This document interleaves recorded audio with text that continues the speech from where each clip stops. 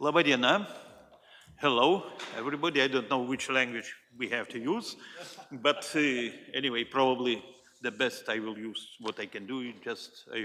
I cannot speak Swedish, then we will use English. Okay, it's great pleasure to introduce, to have our guests here. And first of all, I would ask Ambassador Lars Wahlund to say a few words. Here you are. Thank you, and I will use my Lithuanian labas rytas.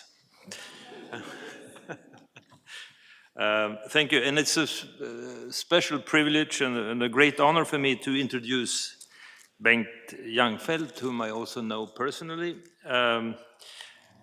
Bengt is his background, he's a docent in Slavic languages with a specialty in Russian literature. And he wrote this thesis about Mayakovsky. And I remember I read that book, and you even met Lily Brick. I remember with whom Mayakovsky lived together.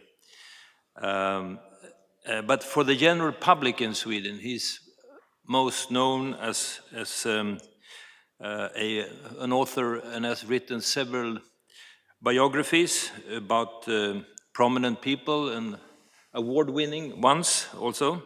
And among them is Mayakovsky, of course, also Raoul Wallenberg, the Swedish diplomat who saved a lot of Jews at the end of the Second World War in Budapest, perhaps several 10,000s. Axel Munthe is perhaps not so well known nowadays, but he was a doctor for the jet set and the royal families during the 19th century, and in some cases perhaps more than a doctor. Many of the female members of the royal families fell in love with him. And now lately, Bengt has written about the Nobel family. Of course, Alfred Nobel is most known, but the whole family is really extraordinary. And you can say, and I'm sure Bengt will tell later, they were like the Rockefellers of Russia and Europe during the end of the 19th century. And this book has been translated to 7 languages, and there's even a TV series shown on Swedish television. It has achieved and gotten very good reviews in Financial Times and in other leading newspapers. So, well, Bengt, I think... Is that all you can say? Yeah. Okay, so... I can speak, let's speak it. So maybe I want to add that it's translated into Lithuanian language, and I have read this book. Okay. Okay, so...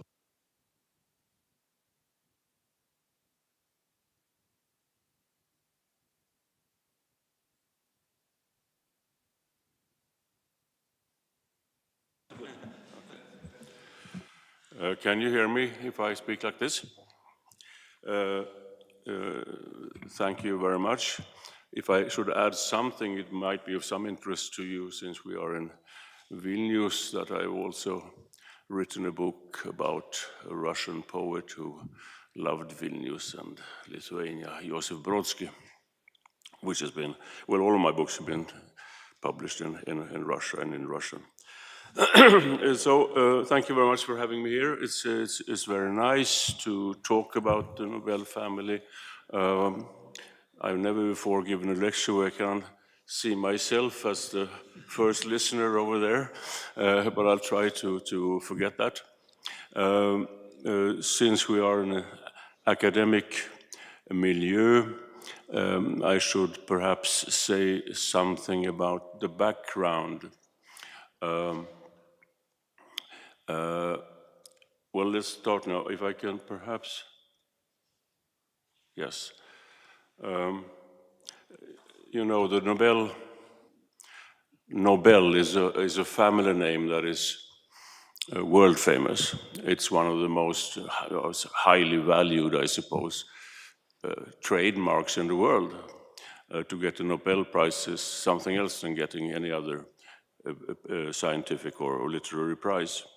So the Nobel, of course, is famous because of this prize, which Alfred Nobel instituted after his death in 1896 and was handed out for the first time in 1901, and it's now been awarded 125 times for chemistry, physics, medicine, literature, and peace. So we're on the 10th of November, which is a national day in Sweden. We are reminded of this every year. I suppose most people know that he was not only a donator, but also a very clever businessman and a very good scientist. What is less known, and that's why I'm here today, is that he was only one of a family consisting of conspicuously gifted individuals. His father, Immanuel, and his brothers, Ludwig and Robert.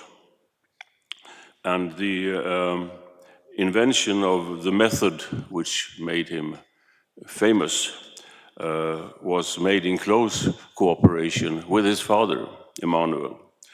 And it was the result of the need to improve another invention, which was also epoch-making, the underwater mine, which I will return to later.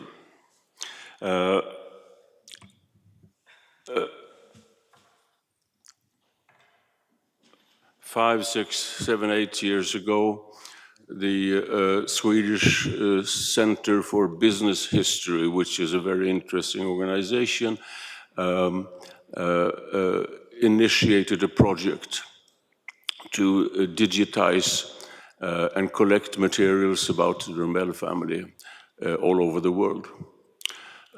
Mostly in Russia, I'll come back to that, and then Azerbaijan. And this project has been going on, is now finished. But at the end of this project, where I was on the advisory board, they asked me if I would be interested in writing the history of the Nobel family, which, as I will show, was a family that was active in Russia mostly, and which I did. So this book, which is, you can see the Swedish edition on the screen over there, and here is the English edition published by Bloomsbury last year. And next week it's coming out in Albanian, which makes me very proud because I've been translated into 15 languages, but never into Albanian before. So this is a story behind it. It all began in 1847 when the Italian chemist Ascanio Sobrero, which is of course a name well known in this environments, he discovered nitroglycerin, which was a liquid that had an enormous explosive effect, that was many times greater than that of gunpowder. The problem with nitroglycerin was that it was difficult to produce in a safe way. This compound of sulfuric acid, nitric acid, and glycerin was extremely explosive and volatile. When the substances were mixed, a strong heat developed, which, if the temperature exceeded 180 degrees, caused the mixture to explode. So Sobrero himself thought that this nitroglycerin was too dangerous to have any practical application and warned about experimenting with it. Alfred Nobel came into contact with nitroglycerin when he studied chemistry in France as a 17-year-old in the 1840s. He didn't heed the warnings of Sobrero and others and started experimenting with the liquid. As I said, one of the difficulties was the process of producing the nitroglycerin. The other challenge was developing the blasting oil, as it was called, into an effective explosive. That is, to learn to detonate it in a controlled manner. The problem was solved by mixing the nitroglycerin with gunpowder and lighting the mixture with a fuse. After several years of experimentation, Alfred Nobel's first successful detonation took place in 1863 when he was 30 years old. It took place in a ditch in St. Petersburg. Why Russia? Why St. Petersburg? Well, I'll come back to that too. In the autumn of that same year, Alfred applied for and achieved a Swedish patent for his new way of preparing gunpowder for blasting and shooting, that is for civilian and military use. And a few weeks later, a number of cannons and projectiles were loaded with a new mix. The detonation that followed was so powerful that Swedish experts judged the device too risky to be employed in war. In any case, there was still a problem to be solved. If the time between the mixing and the detonation was too long, the nitroglycerin was soaked up by the gunpowder and the effect was diminished. The solution was to keep the two explosives apart. So instead of mixing them, Alfred Nobel let the gunpowder ignite the glycerin with the help of a detonator, a so-called blasting cap. You can see it all on this drawing here. In this way, he introduced what was called the initial ignition principle, which was fundamental, it turned out to be fundamental for all later developments in the field. Well, the new method was successfully tried out with rock blasting at different locations in Sweden and was patented by Nobel. The invention is generally regarded as Alfred Nobel's most groundbreaking contribution to the development of blasting oil. He himself remembered, and I quote, "The real era of nitroglycerin opened with the year of 1864, when a charge of pure nitroglycerin was set off by means of a small charge of gunpowder." Alfred's father, Emanuel, also took active part in the experiments, although he was not a trained chemist. We'll return to the father later. Another family member who was involved in the work was Alfred's 20-year-old younger brother, Emil, who was achieving promising results. But on a September morning, 1864, came the catastrophe. The laboratory blew up with a bang that was heard and a smoke that was seen all over Stockholm.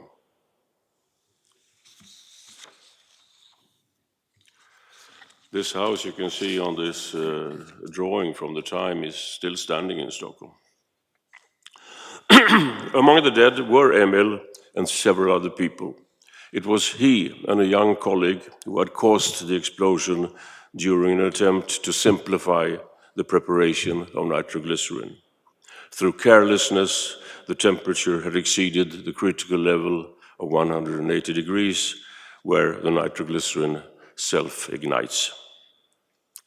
By this time, Alfred and his father had begun working on introducing nitroglycerin onto the market, and the accident, which was dubbed the Nobel Bang in the Swedish press, was a terrible blow, not only to the family, but to the commercial future of the new method. Alfred immediately defended the use of nitroglycerin in the press. He reminded the readers that normal gunpowder being used in the mining industry claimed many lives every year, and he promised that a new explosive would put an end to that. He wrote, and I quote, "From the standpoint of humanity and the national economy as regards to saving of life and effort, all the advantages are on the side of blasting oil rather than gunpowder," unquote. The explosion, he explained, was caused by a faulty handling of the explosive and not something specific to the substance itself. Alfred's explanation was accepted. Soon, After the explosion, the Swedish State Railway Company decided to use his method in blasting out a train tunnel in Stockholm. And shortly after that, in 1865, the Nitroglycerin Company Limited was created. This was the foundation stone of what would develop into the Nobel explosives empire. I could now show you an illustration from the blasting out of the train tunnel in Stockholm, but I want to show you this instead. This is the view from my kitchen window in Stockholm. It is the result of one of the first blasts carried out in Stockholm in order to pave the way for a new street through the rock. The year was 1866. The formation of the Nitroglycerin Company proceeded quickly, which testifies to the potential of the new explosive and the hopes of profit that it aroused.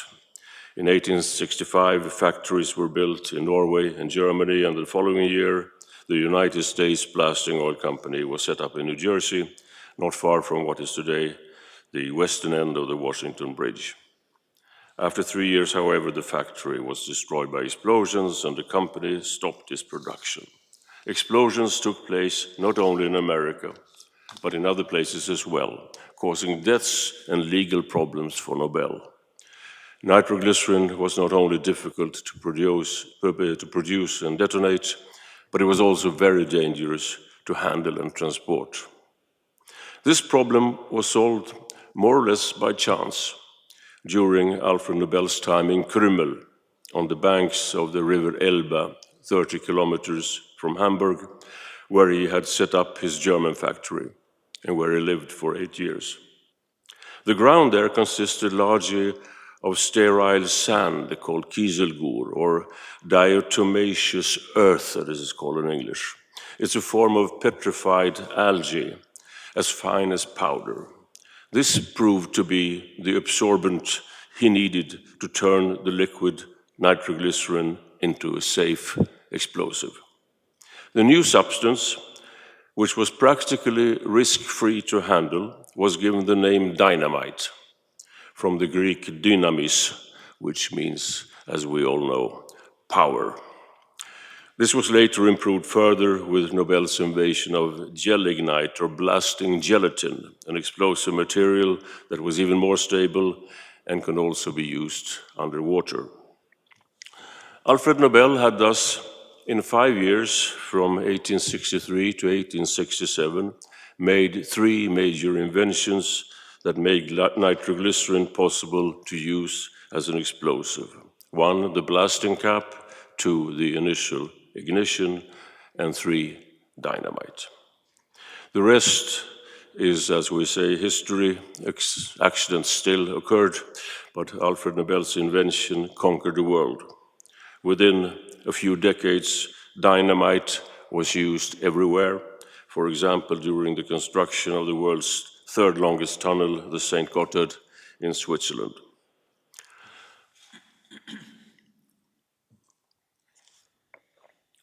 When Alfred Nobel died in 1896, he left an enormous fortune, about $2.5 billion in today's values. He was said to have been one of the richest men in Europe.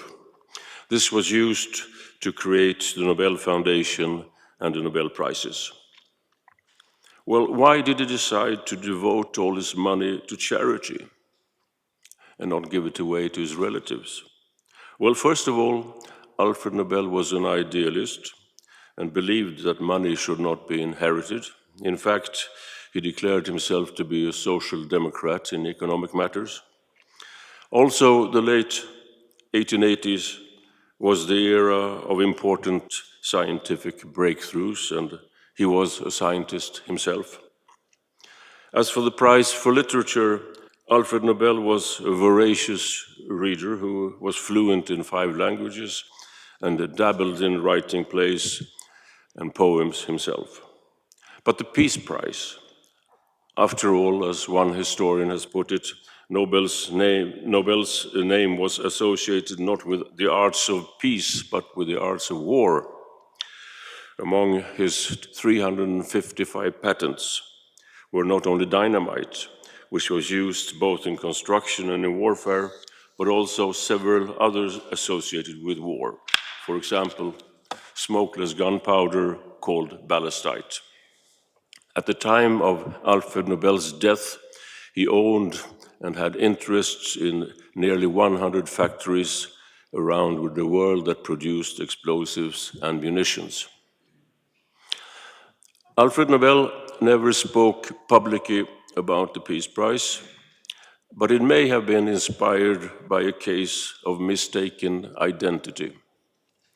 When his brother Ludwig died in 1888, a French newspaper, believing that it was Alfred who had passed away, published an obituary branding him as, quote, a merchant of death, unquote, who had grown rich by developing new ways to, quote, mutilate and kill, unquote. Alfred thus had the unpleasant experience of reading his own death notice. The incident seems to have led him to reevaluate his career. Interestingly enough, the obituary has never been found. Maybe it was just a rumor that reached Alfred. In any case, he became so obsessed with his posthumous reputation that he rewrote his will.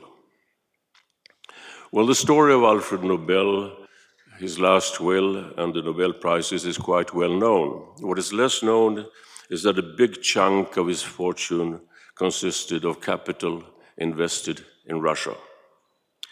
In order to understand why, we have to turn to the other members of the family, to his father and to his two brothers, not less gifted than Alfred and not less successful. Let me begin by showing you a picture. In this newspaper article from the Swedish press in 1894, all members of the family are presented as equally world famous. Besides Alfred, his brothers Ludwig and Robert, and their father Emanuel. I mentioned that Alfred conducted his first controlled detonation of nitroglycerin in St. Petersburg. Why there? Well, the answer is very simple, because he was brought up and lived in St. Petersburg for 21 years, from the age of 9 to the age of 30.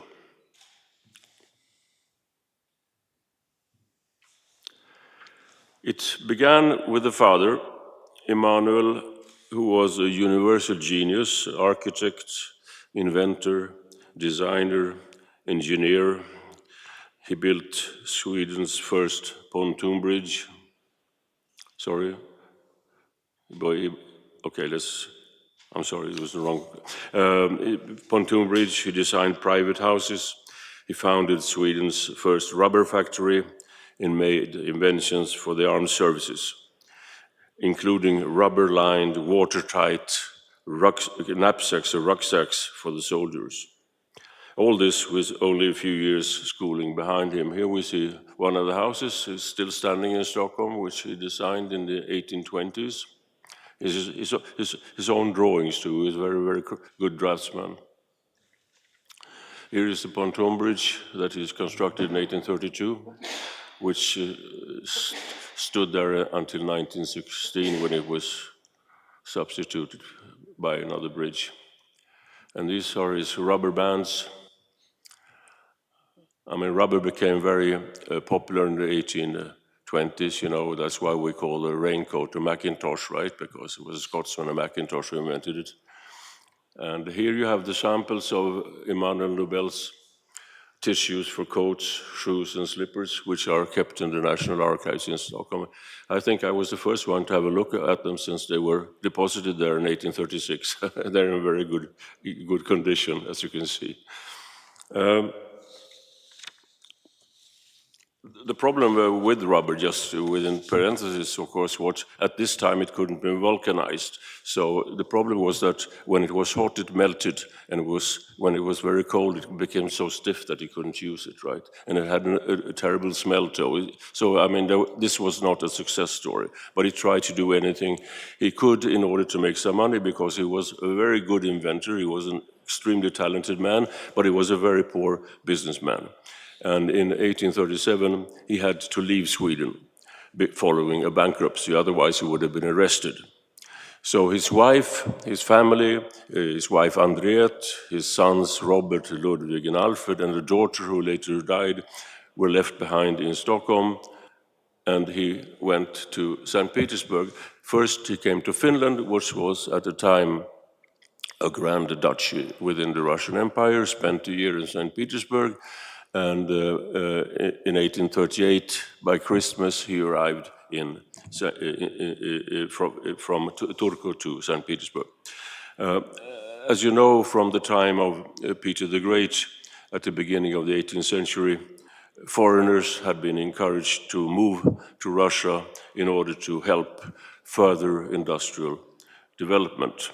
So Emanuel was welcomed with open arms.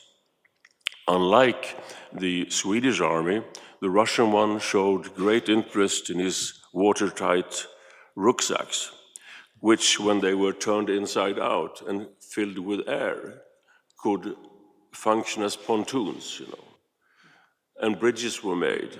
And he experimented with this and got 3,000 rubles from the Russian state, so he could show that a whole battalion with cannons and horses could walk over a part of the Neva on his rucksacks, which was which made him very interesting for the Russian army.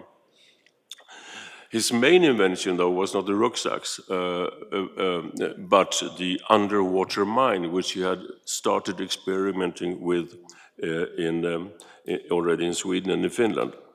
So here you can see he set up a workshop in St. Petersburg, and you can see by the double-headed eagle that it had enjoyed the support of the Russian Tsar. This man from Sweden with no formal education was seen by the Russian government as a genius, so they employed him. The underwater mine was quite interesting, you see, because it's the underwater mine which we know today, the underwater mine which explodes on impact when it is touched, is the invention of Alfred Nobel's father, right? How did they use the mines before? Before that, they used so-called mines that were ignited by a galvanic cable. So you could only put the mines not too far away from the shore where they could be seen, right? And then you had a cable running under the water, which was then set off. And when you saw through the binocular, you saw the ship more or less where the mine is. You try to blow it up, right? And he invented the mine which you put down on the bottom of the sea, and when the ship came near, it touched it and it blew up. So this is what we have today is the mine invented by Emanuel Nobel, right? So this was groundbreaking. I mean, and nobody thought about it before. So here's being laid out, and he writes when he was old. He wrote has some handwritten memoirs, and he writes, "I was awfully afraid," he said, "because I didn't speak Russian, and the Russian didn't speak Swedish, so I had to use people from Swedish-speaking Finland, because it was so dangerous that if anything had gone wrong, I mean, we would all have died, but it went well, everything." So, and here he is his own drawings, everything. Here he is showing, the fat man is obviously Alfred Nobel, Emanuel Nobel himself, showing how he blows up a ship to the Archduke Mikhail Pavlovich, who was the emperor's brother and in charge of purchases for the army. And as you can see, the ship that is blown up has a Turkish flag, which I think impressed even more on Mikhail Pavlovich.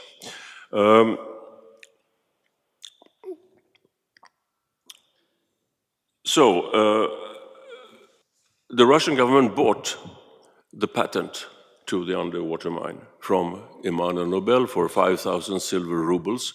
It doesn't sound much today, but it was very much at the time. It was then possible for him to send for his family from Sweden, which he hadn't seen for 5 years. And he set up this mechanical workshop. So Robert, born in 1829, Ludwig, born in 1831, and Alfred, born in 1833. They lacked formal schooling, like their father, but they were put to work in the workshop. Alfred had 1.5 years of schooling in Sweden, for example, right? And the brothers about 3 years old because they were 3 years because they were a little older. But Alfred got some education. He was the only one of them who got some education. He studied chemistry both in Petersburg and in France, but never got a degree. But the other ones, they worked in the factory. And this was actually Emmanuel Nodel's idea. I mean, if you want to do something in life, you have to work on the floor. That's the only way to do things, yeah. So during the Crimean War in 1853 to 56, the workshop received large-scale orders for both for mines and for steam engines, which he also had developed and produced for the Russian Navy. And the family became very rich, and the workshop grew into employing about 1,000 people. But when the war was over, the Russian state refused to honor its contracts with the workshop, and it was forced into liquidation. The thing happened that always happened when power changes in Russia.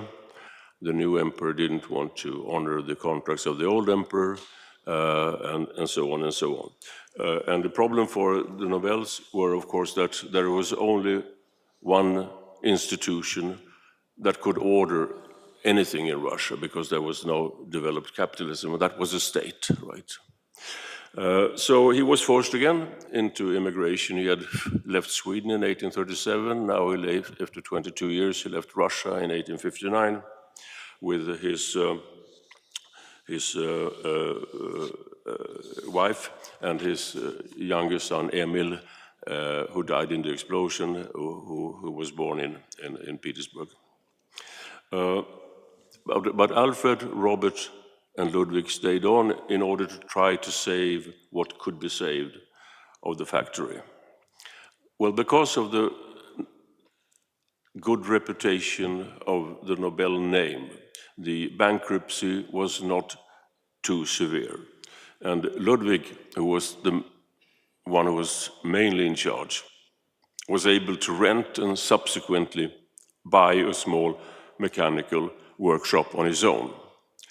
And thanks to new orders from the new government, the workshop was expanded and developed into a successful enterprise, producing products for civil use like water pipes, heating elements, wheels, wagons, and other products, but mainly armaments. So here we have Ludwig and Alfred, Robert, and the mother Andriette. Of course, the photograph was taken at a later date. Now, in the 1860s, a big change happened in the weapon industry all over the world, beginning during the Civil War in America. The muzzle loaders, where you load the rifle from the muzzle, as you can see, this is 17th century, but still it was the same technique. It was changed, and instead you started to load it from the breech. I don't know what that's called in Lithuanian, but it's down here somewhere. I can't shoot. I don't know anything about this. But anyway, so and Ludwig's factory got the big order from the government to do that, to remake hundreds of thousands of old rifles. And not only that, after being very successful with this, he got an enormous order to produce new rifles, new breech loaders, right? And this made him extremely rich. And this is Ludwig Nobel's and his machine factory in St. Petersburg. The houses are still standing today, or in a very dilapidated state, but it was one of the biggest machine factories in Russia next to the Putilov works. Well, a problem for the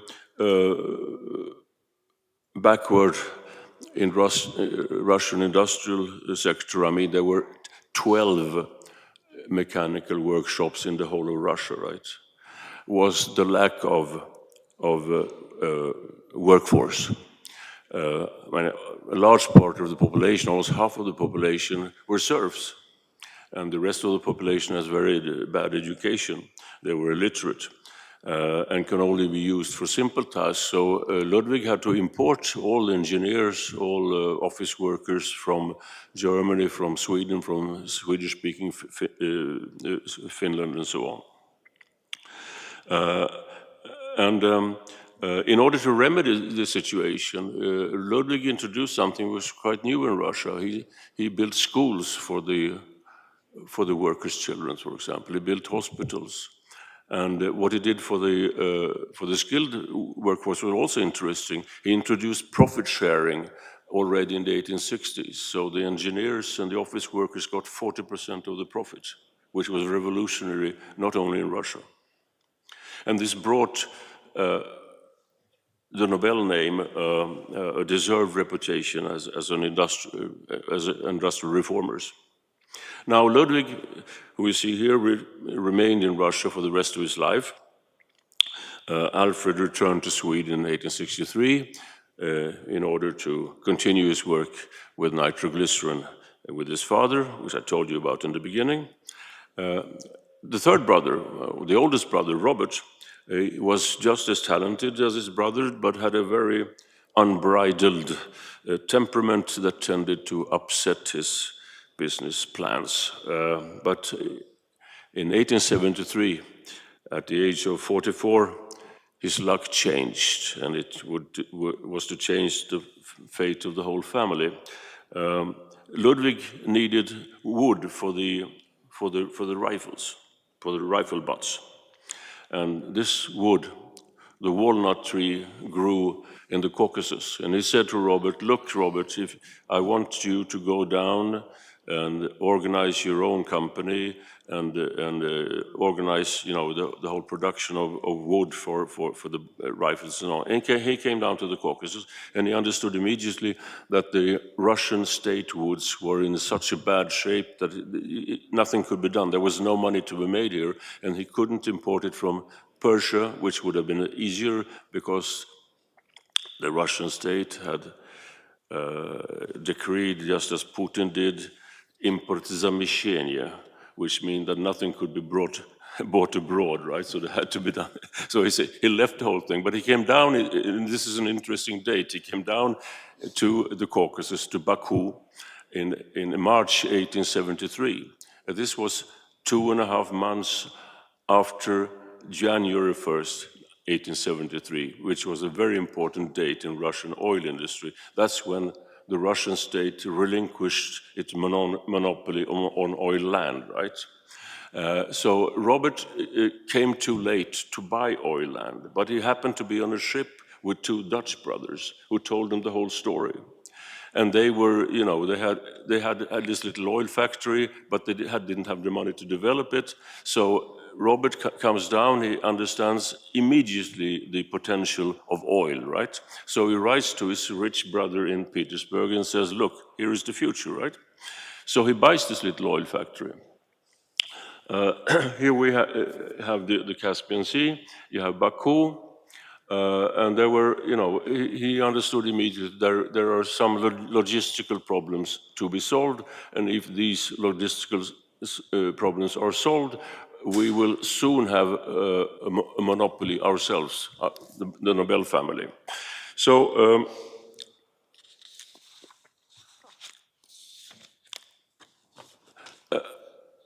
at that time, of course, oil was used not to produce petrol, because there were no cars. It was for kerosene, for lamp oil, right?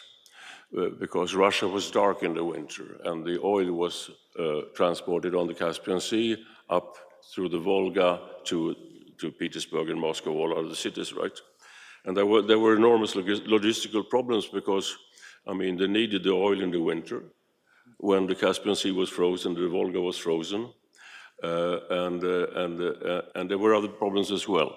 So this was one of the problems. This is how the oil was transported from the oil fields, 10, 12 kilometers north of Baku, down to the harbor, right? In barrels.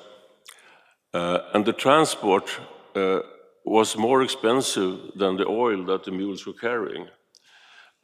So Robert came up with the idea, why don't we build pipelines?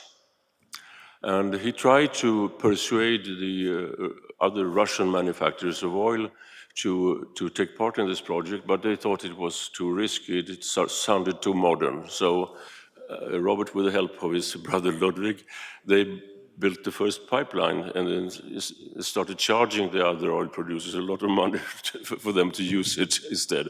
So here you can see the pipelines going up from the oil fields down to the harbor, right?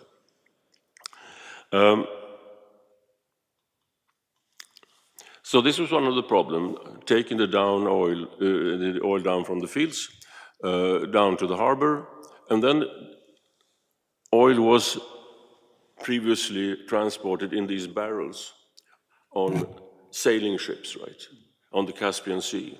The Caspian Sea was always very stormy and it was dangerous, you know, the ships took fire and all that. So what they did, what you see here is the world's first oil tanker built by Ludwig and Robert Nobel in 1878 in Sweden. It was taken down in parts, in 3 parts, through the riverways of Russia to Baku. And in the coming 10, 15 years, a whole fleet of oil tankers were built, all carrying very special names like Buddha, Moses, Zoroaster, all reflecting the kind of international structure of the whole, this part of the world.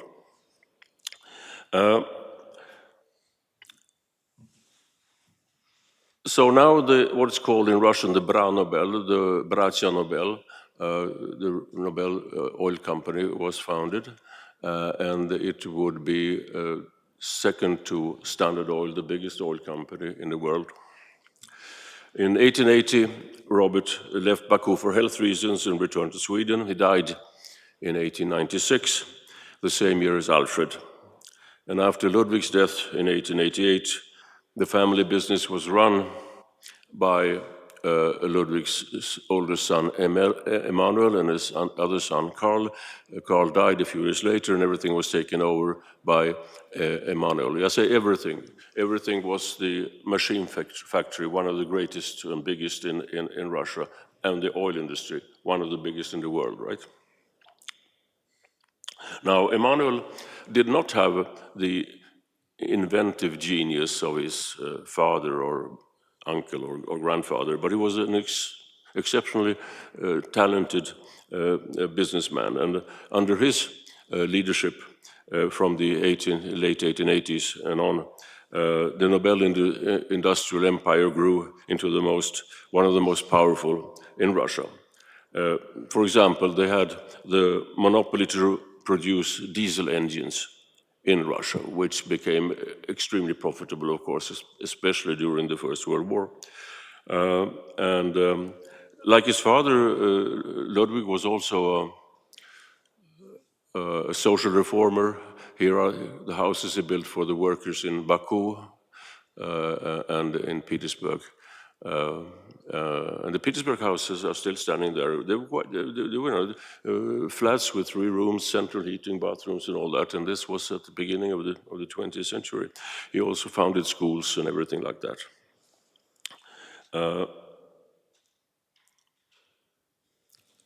At 1909, one can say that's the heyday of both of Emanuel himself, who turned 50, and the Nobel turned 30.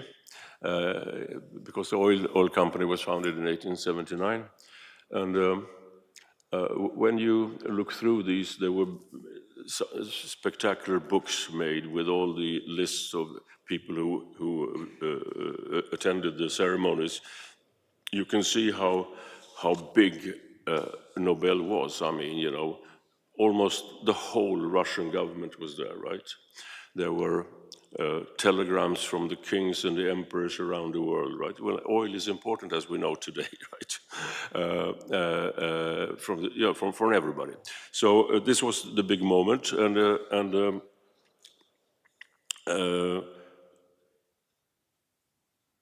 Yes.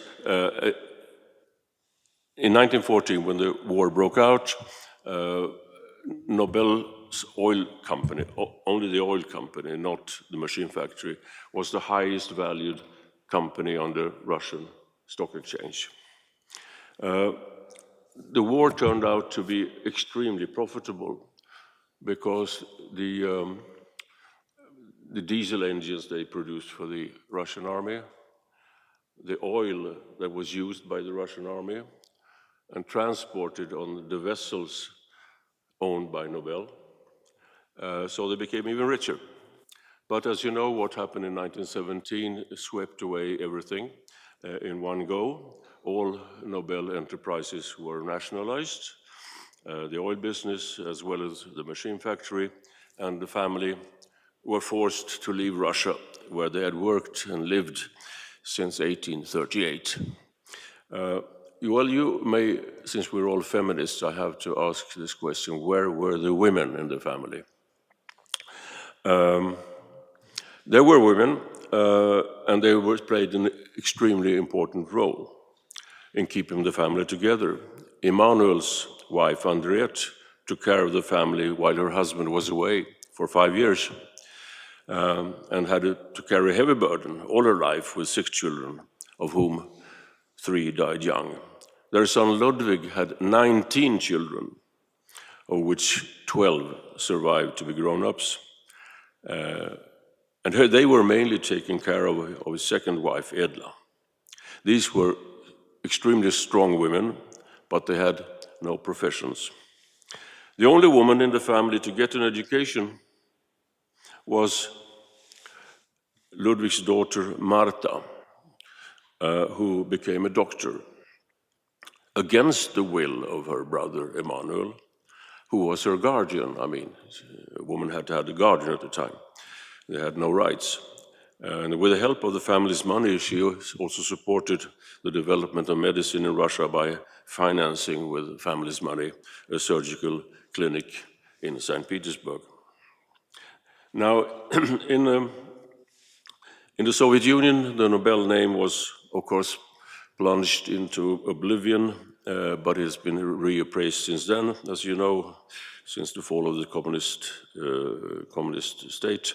During the Soviet times, the Nobels were accused of being exploiters, now they're seen as model capitalists. And in 1991, this monument was erected in St. Petersburg, the monument to Alfred Nobel, on the spot where Emanuel's first factory stood in the 1840s.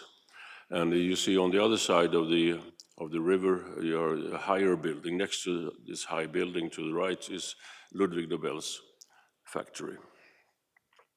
So what was the secret behind the Nobel family's success story? Well, one was, as I said, quality. They were famous for the quality of their products, from lamp oil to engines and explosives. Another interesting fact is that they never gave bribes. And this was very strange in Russia. And when Emanuel was bereft of everything in 1859 and had to leave Russia to go back to Sweden, he wrote a letter to the Swedish king, asking the Swedish king to intervene with the Russian emperor and try to get the money back. And he said, "There's one thing, Your Majesty, have to understand, is if you want to get something done in Russia, you have to put away between 20 and 25%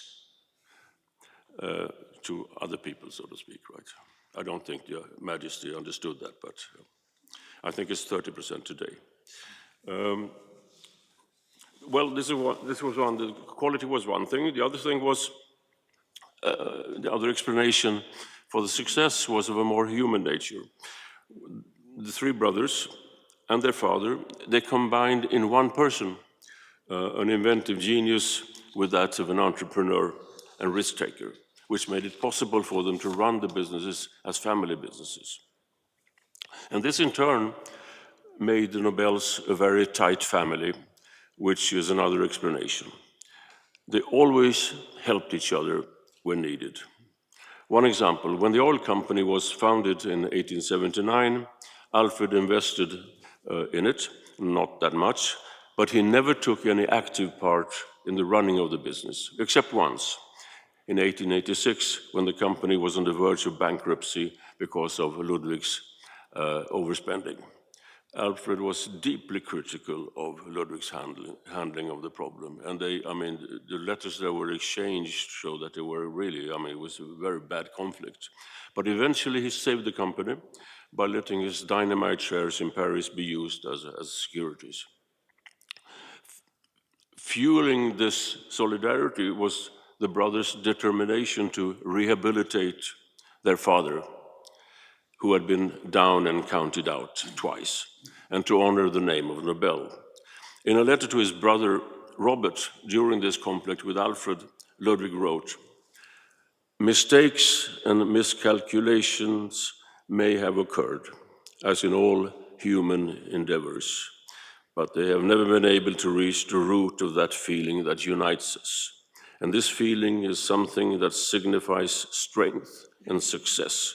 If we both unite with the same feelings to work for the safeguarding of our family's welfare and the maintenance of the good reputation that the name of Nobel hitherto has made itself worthy of," unquote. There is a photograph which symbolizes this family feeling, this solidarity. After they had lost everything in Russia and had fled the country, the Nobel family gathered in Stockholm for Christmas in 1918. This was the third time that the family had been knocked down. This time they were not able to get up again. But there was still reason to celebrate. It was the first Christmas spent together on Swedish soil for 82 years.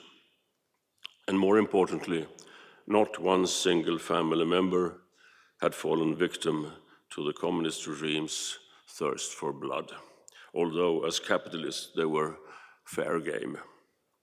After the family's return to Sweden, Ludwig's widow Edla, which you can see in the middle of the photograph, stated philosophically in a letter, "The losses we have suffered and that we suffer daily are temporal and can be made good if conditions in Russia improve.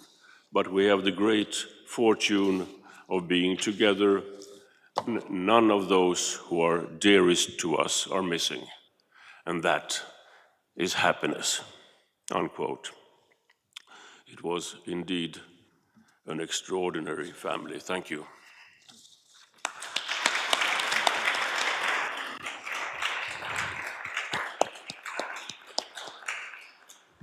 Yeah, thank you very much for really very interesting and nice presentation.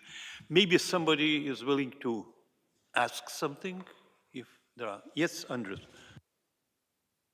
May I? Thank you for the interesting, fascinating lecture. I'm Andrius Bernotas, work here at the Academy, and I wonder whether there is or might be a continuation to the story. Are there prominent industrialists? Or entrepreneurs in the family present today? Is the family life continuing? Again, yes. Well, I see. I said that they were knocked down and they were not able to get up again, right? Yeah. This is not true. It's partly true. The oil company was officially liquidated only in 1969. Like the Swedish telephone company, Ericsson was also liquidated. The Russian assets were written off in 1967, I think. They always waited for something to happen in Russia, right? So nothing really happened to that. But on the private planes, there's a very interesting story. As you know, nobody really expected the Bolshevik regime to last, right? because everybody thought that, you know, this is a crazy system, economic system, that can never last more than a year or something like that, and everything will go back to normal again, right? Well, the oil industry and the machine factory, everything was nationalized in the spring of 1918, right? And also down in Baku, the oil industry was nationalized because the Bolsheviks had a majority in the Soviet in Baku. But then the Bolsheviks were thrown out, and the oil industry was denationalized again. Then in the spring of 1920, the Bolsheviks came back, and it was nationalized for the second time, right? Well, all these oil magnates, not only the Nobels, but Montashev and all, I don't remember all the names, they gathered after the revolution in Paris, right? And the situation was so unstable that they were negotiating. So the Standard Oil, Rockefeller Standard Oil, had always wanted to buy the Nobel oil industry. And Nobel said no. You know. But now they were interested in selling something to Standard Oil. So 2 weeks after the renationalization of the oil industry in the spring of 1920, Standard Oil bought from, not from the oil company, but from the family, half of the family's shares in the oil company, half of the family shares, right? Well, the interesting thing about this is they paid about $14 million, which I think it's about... Big money. It's big money, yeah. I think it's about, well, it's hundreds of millions of dollars a day, right? They had sent from New Jersey, they had sent scouts down to Baku, Azerbaijan, to have a look at the establishments down there, see if it was still working, functioning and all that. They came back and said, oh, everything is okay. I mean, some damage has been done, but, you know, it will be a good buy, right, to buy it. So they bought it from the Nobel family, half of the family shares. Well, the thing is, you see, that there were no shares because the shares were probably in Petrograd or they had been burnt by the Bolsheviks. But they were so sure that the Bolsheviks wouldn't stay in power, that they would get the oil industry, right? So this was one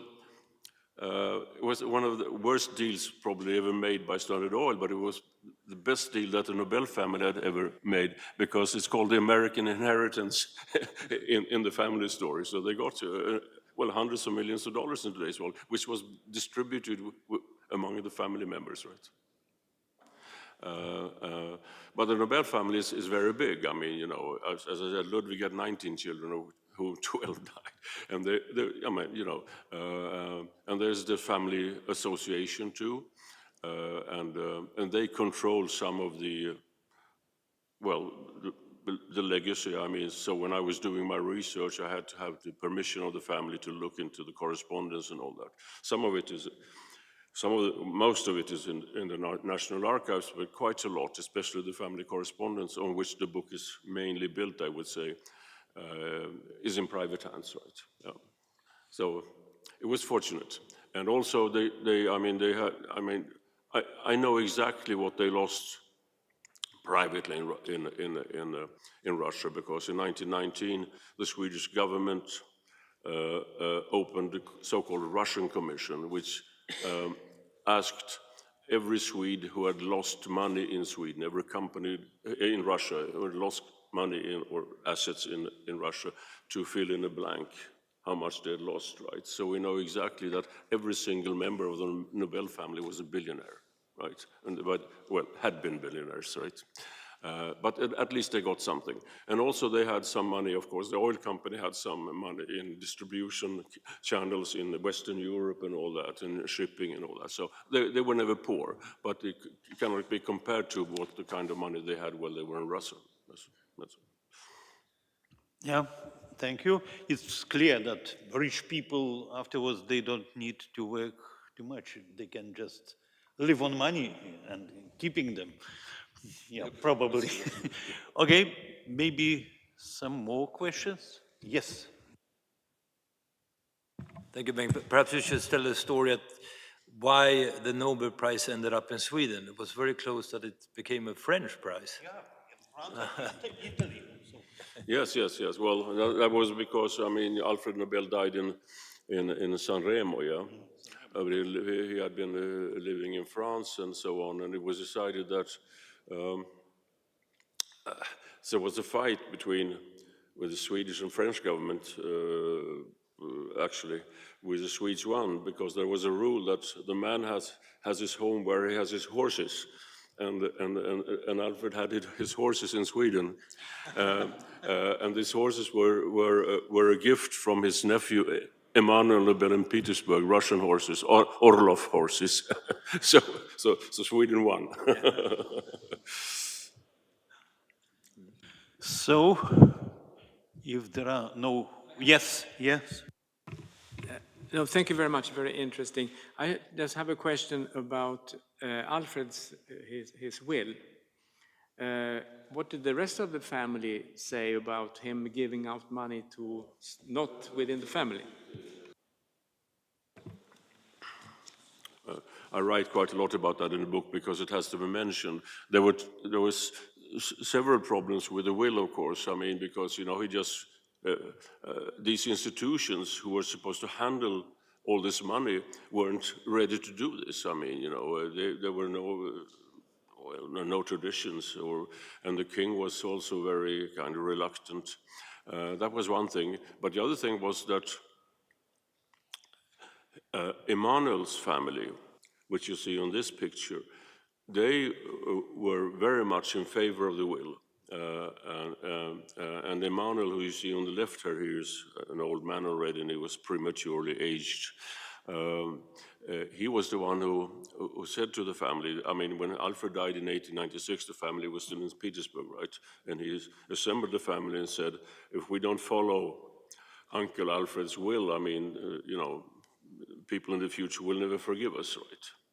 But Robert's children wanted to challenge the will because they wanted the money themselves. And this was there was several processes going on in Sweden. And so the will was changed a little, but it stayed the way Alfred had wanted anyway. I mean, the Robert's children, who were rich in themselves. That's interesting because Robert had died, just a few months before Alfred, and he had left the millions of Swedish money in houses, so they were not poor. They just wanted more, right? Which is also very human, I suppose. But it ended up well. So the first prize was, the foundation was, Nobel Foundation was created, and the first prize was handed out in 5 years after Alfred's death. And as you know, the Peace Prize is awarded in Oslo, and that is because Norway was part of Sweden until 1905. Okay, so no more questions. So thank you once more, and it's really great to have you here. So thank you.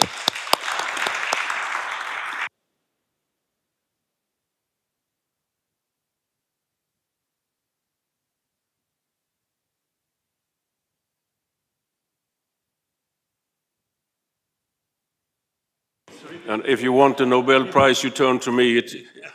It's quite cheap.